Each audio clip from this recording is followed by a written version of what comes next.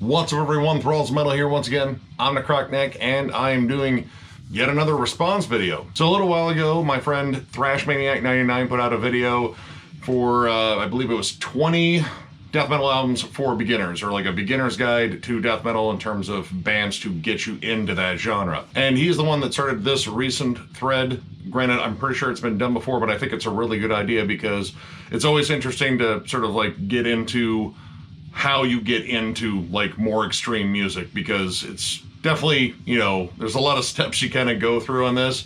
And I kind of approached it maybe a little bit differently. Instead of 20, I went with 10 because I think if 20 is like a lot to unload on someone who is just getting into a particular style. Like that's like throwing a shitload of homework that is supposed to be due the next day, at least in my mind. So I narrowed it down to 10, and we definitely have some repeat ones on his video in terms of mine, because he picked out pretty much all great albums. So I wanted to pick out some great albums, but I also wanted to approach it again a little bit differently. I'm thinking about this as like a prospective listener, and again, like a couple of like qualifiers with this prospective listener. One, I think this hypothetical listener here is at least into thrash. I think that kind of has to be like a bare minimum. Like he's listened to some like heavier stuff with more aggressive vocals and more aggressive guitars. Like he didn't just go, well, you know, I listened to like a couple of, you know, Breaking Benjamin songs and think I'm about ready for this death metal thing. What's this all about?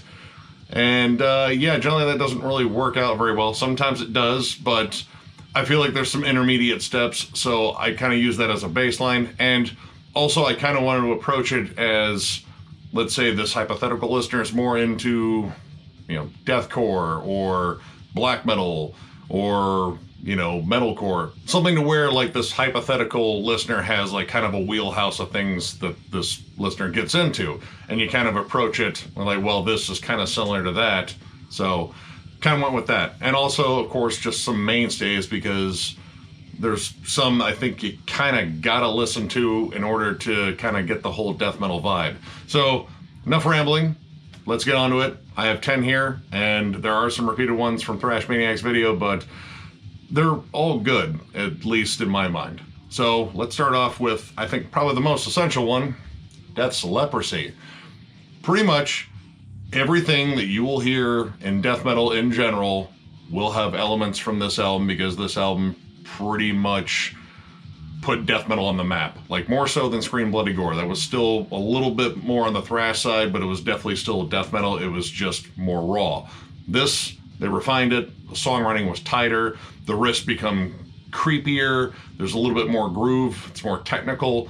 And again, every hallmark of death metal that you will still hear in death metal acts now still are on this album. So I think this one's pretty essential, because if you choose to go down whatever path in death metal, because there are a lot, you will still hear elements from this album. So yeah, Death's Leprosy, I would say, is an absolute must here. Now let's say this hypothetical listener is more into deathcore. I mean, I've definitely run into deathcore fans that don't like death metal. I don't quite understand it, but there are the occasional fans like that. But let's say this listener is open to listening to some death metal versus some deathcore, and for that I would suggest Suffocation's Effigy the Forgotten, because this is very influential to deathcore. It's almost kind of proto-deathcore. It's not deathcore, let's get that completely straight, but there's a lot of elements on here that would influence stuff that is more akin to deathcore. You know, slam, brutal death, deathcore all have a lot of similar elements, and a lot of them come from this album. The breakdowns are heavier, the vocals are more guttural, and if they're listening to deathcore, they're probably really used to that. There's not a lot of the high shrieks that sometimes you hear in deathcore to break up the low gutturals, but vocally it's going to be pretty similar, and riff-wise, it's very chuggy, much like a lot of deathcore. I'm pretty sure any deathcore listener would probably hear the breakdown on Legion of Inveracity and think, that's pretty goddamn close to home right there in terms of what I listen to. So I think that is kind of a good lead in there. Like, again, if they're just into deathcore, or that's their main heavy thing and they haven't really approached death metal very much, this might be the thing that kind of gets them into more of it. So yeah, hyper influential, brilliant fucking album, and yeah, I think this one would definitely lure some of the people more on the core side for sure. Okay, for this next one, I figured, all right, what if they're still just kind of like a big metalcore fan and they still like that very, you know, melodic, kill switch engage, sort of as they lay dying sound. There's still a lot of people that really love that. Might as well go to the origin and tell them where they got their riffs from, and most of it was In Flames too, but at the gate, Slaughter of the Soul. The riffs will have a lot of familiarity. The breakdowns may not as much on this, but the melodies and the riff work for damn sure. The songs have a little bit more melody, a little bit more hook. The vocals aren't as abrasive, though Thomas Lindbergh screams his guts out on here. But it's more approachable than a low guttural growl, I guess, which honestly, when it comes down to death metal and people getting into it and like, I don't know, those vocals, generally it's the vocals that are like the biggest issue. These vocals might be a little bit more approachable since they're harsher, more mid-register, and kind of closer to a more hardcore metalcore scream. So that might actually work here. Aside from that, this album is fucking brilliant anyway. I love it. I think the melodies on here are just fucking brilliant. You know, the hooks are plentiful, and again, for people that aren't as into the vocals aren't as abrasive as maybe a lot of the stuff in here. But I think if this hypothetical listener is more of a metalcore fan, I think this is probably the one to go to. My next best one would probably be Jester Race in Flames. That would also sound pretty damn familiar, but I kind of want the more aggressive stuff because that's going to lead you into more aggressive stuff, which aggressive is death metal. That's pretty much death metal's thing. So yeah, this one I think would work. Okay, for this next hypothetical listener, let's say this person is more into prog, and I can't really think of a better way to lure them into death metal than with Opeth. And I went with Deliverance because I think Deliverance is their heaviest release. The songs are brutal as hell, but very progressive, and again, you have that vocal flip that Åkerfeldt does, or rather used to do. Well, he still does it live. Anyway, that sort of flip, that Beauty and the Beast dynamic might actually get them too, because the clean vocals are exceptionally good and the growls are other fucking worldly. But the main thing here being, if they're a prog fan, they're going to recognize the really intricate song structure, the more progressive passages, the atmosphere, the technical play. I think literally anyone could get into that. Hell, my mom has listened to this album and she really enjoyed it. Even despite the whole, like, it's growling a lot. It's kind of, I don't know. But after a while, I was like, you know what? They're just fucking good. And that is like one of the many reasons I love my mom. But yeah, I think, again, that progressive nature of the music and the fact that it's aggressive, those aggressive parts might sink in a little bit and then they go exploring into more straightforward death metal after that. Like, so they can really hear that side of the coin of this band just kind of on its own without the progressive elements. And that's kind of the main reason why I want to start off with one of Opeth's heaviest offerings, because the death metal elements on here are some of the most brutal they ever did, especially the title track and Wreath. I think this one could hook a prog fan for damn sure and possibly get them into death metal. Okay, again, I brought up the fact that I think the baseline for this should be at least they're a thrash listener. I think thrash is a good gateway into other extreme metal because it's not super extreme, but it's heavier than, you know, a lot of the more accessible stuff. So being a more thrash fan, like, you know, beyond Metallica and Megadeth, like the big four stuff, like they actually get into other stuff like Overkill and Exodus and shit like that. So I figured something with a bigger thrash bite to it might actually be a good beginner album. So I went with Vader, and I went with a newer one. I actually went with their most recent one, Solitude and Madness, because the thrash elements on here are so out front. It's in the production, the guitar tone, the vocals are very intelligible too. Like if they are a big fan of Sepultura, especially like Beneath the Remains or Arise or Schizophrenia, there's going to be a lot of similarities, albeit I think a bit faster, but I think that faster, like more just blast beat forward sound is going to make it easier to digest stuff that they hear later, like, you know, Deicide, Cannibal Corpse, Morbid Angel, stuff like that. I also went with something newer because I think the more polished production, they'll be able to hear, you know, pretty much everything in there. They'll be able to hear like all the guitar riffs, the drums will be super clear.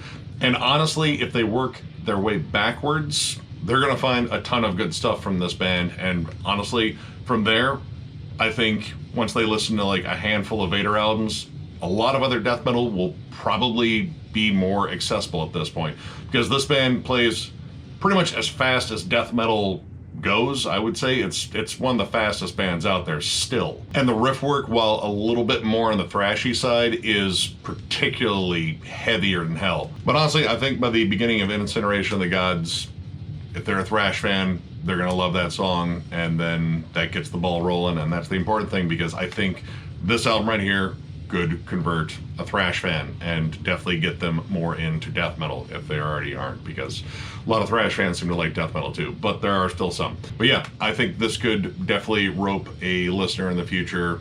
Just dive right into it. It'll treat you right if you're a thrasher, and a whole world of death metal awaits you. So yeah. All right, now this I'm gonna say, like, maybe our prospective listener that's curious about death metal is more of a Doom fan. And well, we have this wonderful fusion called Death Doom that I absolutely love, and I couldn't think of a better band to suggest than Hooded Menace, Ossuarium Silhouette's Unhallowed. Now, I could have went with Never Cross the Dead. I absolutely love that album. It's one of my favorites. I figured this one being a touch more melodic and having those flat out Doom riffs and Doom melodies, like this is sorrow and anguish distilled, and generally if you're a big Doom fan, you love that vibe. That is the vibe, in fact. The only thing that would have to get past are the vocals. The vocals are low, deep growls loaded with reverb, but they're intelligible. And honestly, I think once you have the musical hook there, if they're already a big Doom fan, they're gonna recognize a lot of this stuff. There's lots of stuff on here that is very similar to Candlemass in terms of the melodic hooks on here. The vocals will be a little bit different, and when they do break into more death metal territory, the transitions are really smooth. It builds to that. So they'll have time to adjust on this, and I think if you're a Doom fan, there's a good chance you probably already do like Hooded Menace, but if you still haven't stepped into more death metal territory, this is a great intermediate step, and then from there, well, get into more Death Doom. There's tons of it. And, well, from there, check out more Death Doom. My collection updates are generally fucking littered with it. It's great stuff. But yeah, I think this is a great little piece of bait here on the hook for a Doom listener thinking about getting into death metal. So yeah, good stuff. All right, now let's say this hypothetical listener is more into black metal. Now, black metal and death metal, I don't know, there seems to be like a competition between the two to see who's the most brutal or evil or whatever. And unfortunately, because of that, you will get clicks where one won't listen to the other. I'm definitely not one of those. There's a ton of black metal in my collection. There's more death metal, though. I'm a bigger death metal fan. But black and death metal might be that nice tipping point for actually either side. But we're trying to get into death metal here. So I went with a pretty well-known one, Behemoth The Satanist. Now, I'm not the biggest fan of Behemoth's more recent work, but this album is a great bridge between the two genres, and the songs are exceptionally well written on here, especially Ben Sahar. I fucking love that song. But there's enough of that black metal atmosphere on here, the cold, grim sound, but mixed in with death metal brutality. That mix might be able to like sway a more black metal fan into more death metal territory, because they mingle really well in here. The songwriting is fantastic. I think this is one of Behemoth's best albums. I thought about going for some of their older stuff, or at least like, you know, as far back as like Demigod or The Apostasy, but I figured there's a little bit more on the black metal side on this, and I think that has to be present for a black metal fan to really like, you know, listen to in order to like just get your foot in the door a bit. It's like, hey, there's plenty of that atmosphere on there, and then you just get them to listen to the death metal sections, like, okay, that's pretty good. And then you're like, bam, off to the races. Would you like to listen to some Dying Fetus? No? Okay, I went too far. But honestly, though, if they're into this, they'll probably find more stuff in death metal that they actually like. And again, black and death metal in general is a nice meeting point between the two. But yeah, I think this is a good one for beginners, especially if, again, they're more into black metal in this case, and they want to just step into the death metal realm. Baby steps. This is a good baby step right here. All right, this one might be a bit of a reach because generally grindcore fans are also death metal fans. We kind of hang out in the same crowds. We generally have the same kinds of bills and shit in terms of shows. So I'm just kind of saying like, all right, what if this person's more into grindcore and punk and crust, and they don't really get into death metal because it's like too technical or something like that? I don't know. There might be some argument there. But If that person is, then Napalm Death's Harmony Corruption. Granted, the production isn't the best, but I think that sort of murkiness might actually appeal. And this isn't the most technical death metal out there. It's very raw, very meat and potatoes. This is their only death metal release, so, I mean, if they're a grind fan, they might be familiar with it. They might have skipped over it.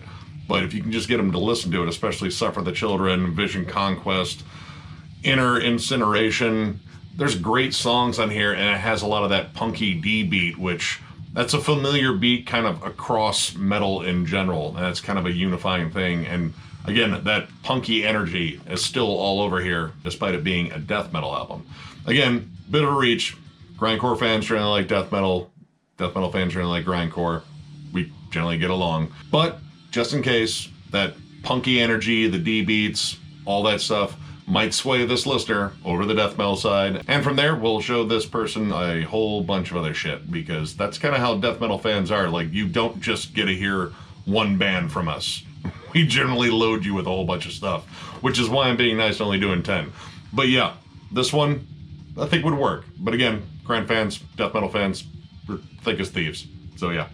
All right, these last two are a little bit more generalized in terms of they just have aspects. I think if you're getting into death metal, you should definitely get used to these certain elements. So I went with Entombed's Left Hand Path for one of them, because if you're getting into death metal, you're going to hear that wonderful buzzsaw HM2 tone in a lot of bands. Tons of them, in fact. So you might as well start where it really started with Entombed's debut album, because flat out whoops ass, and this is where that tone came from. I would say this is up there with one of the greatest death metal albums of all time. It's right up there with Leprosy. And again, if you like more punky stuff, there's loads of D beats on here. It's just raw, it's in your face. There's a cool kind of horror vibe to it, especially with the title track and that nice little bridge with the Phantasm score in it. Those fun little factoids you can always just sort of pepper in there too. Of like, well, that was kind of interesting. Yeah, there you go. That's all I need, is just you to keep listening to it. But yeah, this album flat out rules, and that HM2 sort of crusty tone is kind of everywhere. You hear a lot of bands just sort of emulate that, and it's not just really death metal. It's mostly death metal, but there's definitely like thrash and crust bands and, you know, occasionally doom bands that like to bring in that tone, or at least a variation of it. So this is kind of a good little intro to that, because if you're going to get into death metal, you're going to hear the tone. So start at the start and fucking rock out, because this album fucking whoops ass. And I think if you're kind of a thrash fan too, you're going to find a lot of stuff you love on here. Outside of that, Entombed rules. Kind of enough said there. Moving on. And the last one I just kind of went with in terms of if they're just a big fan of guitar work. And Carcass's Heartwork has some of my favorite guitar work on any album. The harmonies, the riffs, the lead work, all of it is so damn amazing. And again, this is melodic, it's groovy, and I think it has just enough of a big heavy edge to it where it's going to push them into heavier stuff, but it's also not bereft of big hooks, so they're not just going to say, well, it's just fucking noise, because we still hear that every now and then. Vocally, it's very interesting too. Jeff Walker's snarl is very distinct. I'm a huge fan of it. And it's maybe a little bit more approachable, much like Thomas Lindbergh, because it's not the low gutturals that seems to be like, again, the big issue is the low guttural vocals, but sometimes the screams can be an issue too. People need to get over that. It's death metal, come on. But again, in terms of accessibility, which is kind of the thing, like you're trying to lure them in and giving them the most accessible nuggets that are also still really good and still embody death metal, Carcass's Heartwork definitely still does that. And these songs are just so goddamn good. I don't even really need to say that. It's fucking Heartwork. But I think outside of the more recent albums they put out, this is definitely one that has a ton of accessibility. And again, I think if this person is a guitarist or just a big fan of guitar work, they're going to find a ton of stuff they love in here, because the guitar work in here is, again, beautiful. Theoretically, that should be enough of a hook. I think I've won people over on this album before in terms of more extreme music, but everyone's kind of got their own wheelhouse. I think, again, melody is kind of the key here, and getting them to ignore the vocals and just focus on the playing. That's kind of one of the things I would say is kind of universal on this list. If they focus on the playing, they'll probably get into it more. But again, that depends on what they're into, which is why I went with like so many different avenues here. But yeah, Heartwork rules, and that pretty much sums up my list here. And honestly, this was tough. I wanted to narrow it down to 10 because, again, I don't want to overload this hypothetical listener, because I think I might have taken this way too seriously, like a homework assignment or like a report I had to give. But I think that's kind of the way I had to approach it, because I've kind of done this in the past, like in terms of people saying, oh, hey, what's that weird brutal band you listen to? It's like, oh, you know, this is this band. You want to check it out? And it's like, well, I don't know. I kind of listen to more stuff like this. Like, oh, okay, well, I have this band that kind of sits in between these. And that's kind of how you get, you know, people that are kind of on the outside of metal that are curious about it. They have to find something within the metal realm that appeals to what they already listen to, but also appeals to them wanting to listen to something a little bit more extreme. And again, kind of don't leapfrog over a lot of other stuff to death metal, but if they're curious and they want to listen to it, oh, I'll fucking play it for them. But yeah, this was a fun response to do. Levi, this was a really good one to start. I hope it circulates around. I'm going to do my best to pretty much tell any other YouTuber out there to do this list. Let's see if we can get a whole fucking bunch of people that aren't into death metal with our lists. That would be awesome, because death metal is awesome and it needs more listeners. At least that's what I think, but I'm a fucking nut for death metal, so I might be a little bit biased. So before I do the outro spiel that I always do, I'm going to leave a link to Thrash Maniac's original video. I recommend subscribing to his channel. He is, you know, just kind of starting and getting into the whole like reviewing stuff and collection updates, and he goes over a lot of killer stuff. And yeah, he's definitely got a bright future ahead of him. And if he keeps going at this rate, he's going to need more shelving space. That's more than a guess. So if you enjoyed this video, give it a thumbs up. And if you are new to the channel, subscribe, because we do stuff like this all the time. We are also on Patreon. If you'd like to support us there, there will be a link down below in the description. We also have t-shirts for sale. If you would like one, hit us up on thrallsmetal@gmail.com. Send us a message, put shirts in it, and we will get back to you and hopefully sell you a shirt. We are going to reload up on all of our stuff here soon and get some different merch, but we're kind of waiting for post-holiday madness to die down, because, oh, it's fucking crazy out there. I don't like it, but that's just me. But I do want to thank all of you for watching. You guys all fucking rule, and we will catch you later.